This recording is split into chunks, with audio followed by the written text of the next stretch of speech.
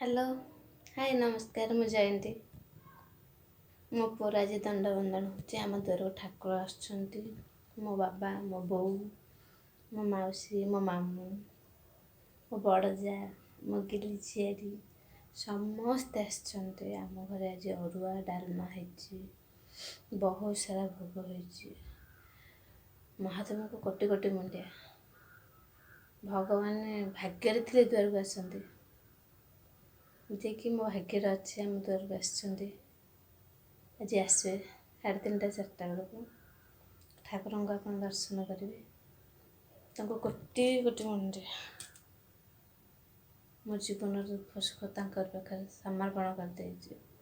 ପ୍ରଭୁ ତମେ ହିଁ ସାହା ଭରସା, ମୋର ଆଉ କେହି ନାହାନ୍ତି। ମୋ ପୁଅ ଦୁଷ୍ଟ, ବହୁତ ସାରା ଦୁଷ୍ଟ, ବହୁତ ଦୁଷ୍ଟ ହେଉଛି। ଭଗବାନଙ୍କୁ କହୁଛି ପ୍ରଭୁ ତାକୁ ଆଶୀର୍ବାଦ ଦିଅ, ଆପଣଙ୍କ ପଣତ ତଳେ ଘୋଡ଼େଇକି ରଖ ତାକୁ।